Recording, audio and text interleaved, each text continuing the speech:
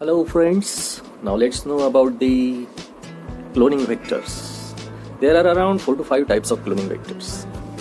Though commonly used are mostly the plasmids and phages, but there are a few other vectors also that are used commonly for cloning of the DNA. They are plasmids, phages, cosmids, bacterial artificial chromosomes, that is BAC, and yeast artificial chromosomes, that is YAC. The plasmids, we know very well, they are small circular extra chromosomal DNA materials. Those are found in bacteria which can replicate on their own outside the host cell. They have cloning limit of around 100 to 10,000 base pairs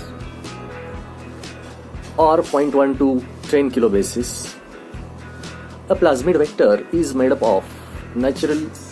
from natural plasmids by removing the unnecessary segments and adding the essential sequences. Plasmids make excellent cloning vectors for various laboratory purposes, including recombinant DNA technology also. What are the features of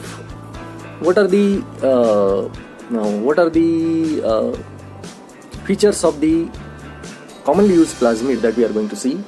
The most commonly used plasmid is PBr322, where P is small and BR alphabets are capital 322. It's a plasmid most commonly used, and it is from a bacteria, that is E. coli. This PBr322 was first artificial plasmid created in 1977. It was named after a Mexican creator, where P stands for plasmid and B and R alphabets, they stand for Bolivar and Rodriguez. That is the name of the scientists.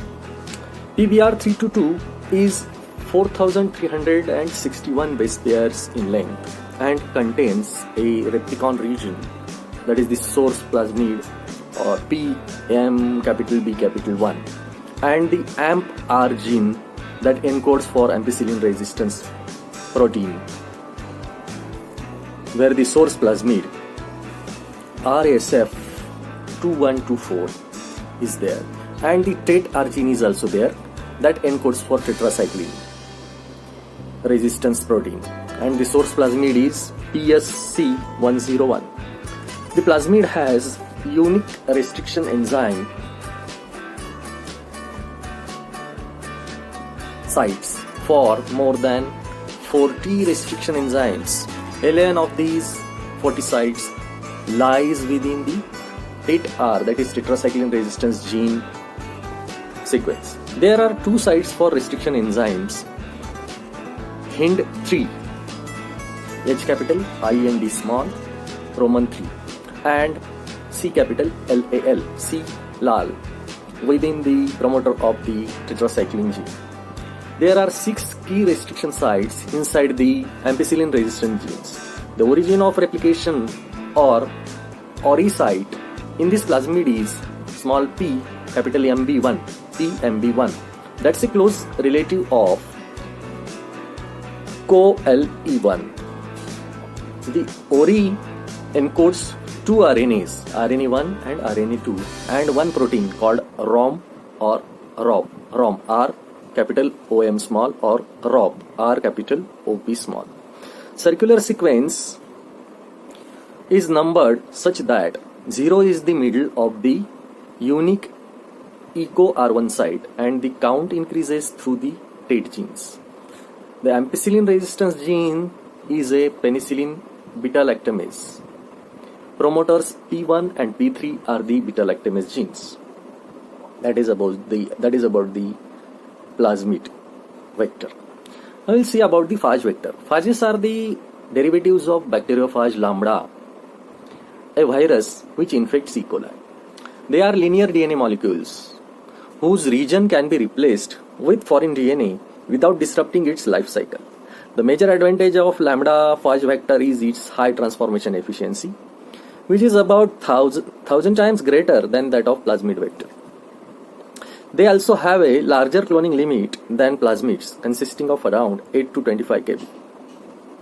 Phage vector lambda are viruses that can infect bacteria. The major advantage of the phage vector is its high transformation efficiency, about 1000 times more efficient than that of plasmid vectors. The extreme ends of lambda DNA are known as COS sites. Each is single-stranded, 12 nucleotide long. Because of their sequences are complementary to each other, one end of lambda DNA may base pair with the other end of different lambda DNA, forming concatemers. The two ends of lambda DNA may also bind together, forming a circular DNA. In the host cell, the lambda DNA circularizes because ligase may seal the join of COS sites. In the assembly process of lambda virions, two proteins, Nu1 and A, can recognize the COS site, directing the insertion of lambda DNA between them into an empty head. The filled head is then attached to the tail, forming a complete lambda virion. The whole process normally takes place in the host cell. However, to prepare the lambda virion carrying recombinant lambda DNA, the following in vitro assembly system is commonly used. Protein NU1 and protein A are encoded by the genes in the lambda genome. If the two genes are mutated, lambda DNA cannot be packaged into pre-assembled head. Because tails attach only to filled heads, the cell will accumulate separate empty heads and tails, which can then be extracted.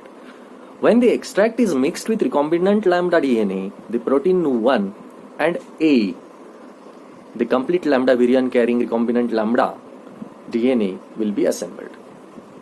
Then the third type of vectors generally are called as cosmids. COSMIDs, cosmids. They are extra chromosomal circular DNA molecules that combine features of plasmids and phages. They also have a high transformation efficiency, and their cloning limit is 35 to 50 kilobase pairs, is larger than that of plasmids or phages. The cosmid vector is combination of plasmid vector and the COS site of lambda phage, which allows the target DNA to be inserted into the lambda head. It has the following advantages. One is high transformation efficiency, and the other is the cosmid vector can carry up to 45 kb, whereas plasmid and lambda phage vectors are limited to around 25. Fourth type of the vector that is used is bacterial artificial chromosome, BAC. These BACs are based on bacterial mini F plasmids, which are small pieces of episomal bacterial DNA that give the bacteria an ability to initiate conjugation with adjacent bacteria. They have a cloning limit of 75 to 300 kilobase pairs. BACs are often used to sequence the genome of organisms in genome projects. For example, the Human Genome Project. The short piece of organism's DNA is amplified as an insert in BACs and then sequenced. Finally, the sequenced parts are rearranged in silico, resulting in genomic sequence of that particular organism. Then the last one is yeast artificial chromosome, YAC. These vectors are artificial chromosomes that replicate in yeast cells. They consist of telomeres, that is TEL, which are ends of chromosomes involved in replication and stability of linear DNA. Origin of replication sequences, ORI, necessary for the replication in yeast cells are there. A yeast centromere, CEN, which is a specialized chromosomal region where spindle fibers attach during mitosis. Autonomous replicating sequences, ARS, are there. A selectable marker for identification in yeast cells are available. Ampicillin resistance genes for selective amplification is available. Recognition sites for restriction enzymes are available. The yeast artificial chromosome YAC vector is capable of carrying a large DNA fragment of up to 2 MB, but its transformation efficiency is very low. What are the steps involved in YAC cloning? The target DNA is partially digested by EcoR1, and the YAC vector is cleaved by EcoR1 and BAMH1 enzymes, restriction enzymes. Then ligate the cleaved vector segments with a digested DNA fragment to form an artificial chromosome. This transforms yeast cells to make a large number of copies. Thus we can make the copies of our DNA in YAC. That's about the vectors used for cloning.